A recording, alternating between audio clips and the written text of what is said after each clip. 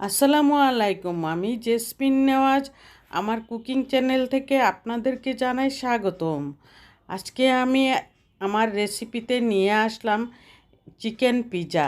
Chicken পিৎজাটা কিভাবে বানাবো এবং কিভাবে বানিয়েছি সেটা আপনাদের সামনে তুলে ধরবো। সেই জন্যই আপনাদের কাছে আমার একটা অনুরোধ রইল, আমার ভিডিওটা একদমই ছোট, আপনারা ফুল ওয়াচ করে একটি লাইক দিয়ে কন্টিনিউ করবেন, আর ভালো লাগলে সাবস্ক্রাইব করে অল বাটনে প্রেস করে রাখবেন। আর আমি শুরুতেই এখানে আমি ময়দা নিয়ে নিচ্ছি। এখানে প্রায় 1.5 কাপ ময়দা নিয়েছি। ময়দার সাথে আমি প্রথমেই নিয়ে নিলাম ইস্ট। ইস্ট নিয়ে নিলাম 1.5 চা চামচ, চিনি নিয়ে নিলাম 1.5 চা চামচ, পাউডার দুধ নিয়ে নিলাম 2 চা চামচ, হাফ চা চামচ লবণ নিয়ে নিলাম। লবণ নেওয়ার পর এখানে তেল দিয়ে দিলাম। ভিডিওটা কেন জানি সাদা হয়ে গেছে, আমি নিজেও বুঝতে পারলাম না। আর তবুও আমি দেখানোর চেষ্টা করলাম যে কিভাবে ব্যাটারটা আমি নিয়ে নিলাম। আর তারপরে আমি এখানে একটি ডিম ভেঙে নিয়েছি। ডিমটা ভাঙতেও ভুলে গিয়েছিলাম আগে। ডিমের সাদা অংশটা আমি দিয়ে দিচ্ছি। আর সেই কুসুমটা দিয়ে আমি ব্যাটারের পিৎজার উপর সাইড দিয়ে আমি সাইডে দিয়ে লাগাবো, সেই জন্য আমি কুসুমটা রেখে দিয়েছি। আর এখানে আমি কুসুম গরম পানি নিয়েছি, হাত চুবানো যায় এমন কুসুম গরম, কারণ ইস্টটা তো অ্যাক্টিভ হতে হলে একটু কুসুম গরম পানি অবশ্যই লাগবে। আর সেই জন্যই ইস্ট কিন্তু অ্যাক্টিভ হওয়ার জন্য চিনিও লাগে আর দুধও লাগে। সেই পাউডার দুধ দিয়েছি, আমি চিনিও দিয়েছি। সব দিয়ে আমি 1.5 ঘন্টার জন্য আমি গরম জায়গায় রেখেছি। আর এদিক দিয়ে আমি চিকেনটা কিউব করে কেটে নিয়েছিলাম।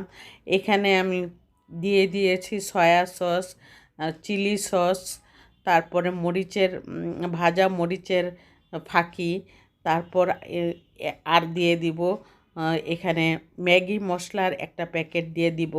ম্যাগি মশলার একটা প্যাকেট দেওয়ার পর একটু ভাজা ভাজা হয়ে আসার পর এখানে আমি 2 টেবিল চামচ পানির সাথে 1 চা চামচ কর্নফ্লাওয়ার মিশিয়ে কর্নফ্লাওয়ারটা আমি দিয়ে দিলাম।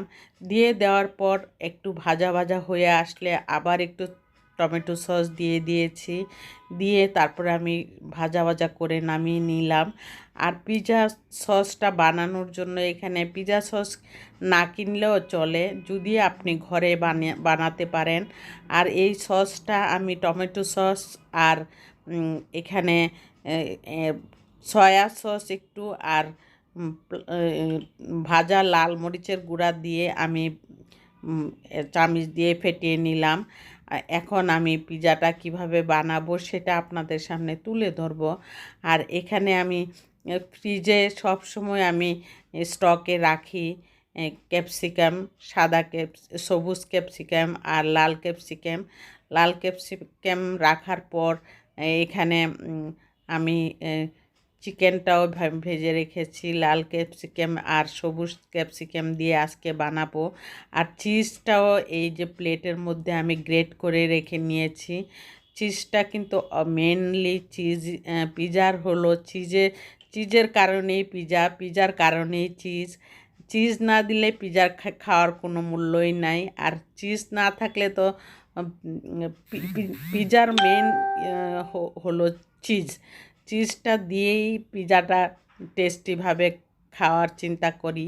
আর সেই জন্য আমি এখানে রুটির মতন বেলে নিলাম। আর দেখুন রুটির মতন কেমন পাতলা, বেশি মোটাও না পাতলাও না, এমন একটা বেলুন দিয়ে আমি সমান করে গোল করে আমি একটা ব্যাটার তৈরি করে নিয়েছি।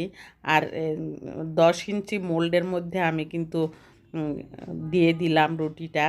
আর রুটিটা তেল ব্রাশ করে 10 ইঞ্চি মোল্ডের মধ্যে রাখার পর আমি এখানে প্রথমেই আমি পিৎজা সস যেটা বানিয়েছি সেটা আমি দিয়ে দিব। দিয়ে দেওয়ার পরে আমি চিকেন দিয়ে দিব। প্রথমেই কাঁটা চামচ দিয়ে করার কথা ছিল, আর এটা আমি ভুলে গিয়েছি। কাঁটা চামচটা সামনে নেওয়ার পরেও আমি ভুলে গিয়েছি, আর সেটা আমি একটু পরে দিয়ে দিব। কাঁটা চামচ দিয়ে এখন ভাবলাম চিজ দিয়ে আমি ব্যাটারগুলি দিয়ে নেই একটু একটু করে। তারপর আমি আস্তে আস্তে কাঁটা চামচ দিয়ে আমি এখন একটু পরে দিয়ে ছিদ্র ছিদ্র করে দিব, যাতে পিজা এক সাইড দিয়া দুই সাইড দিয়েই ভালোভাবে হয়ে যায়।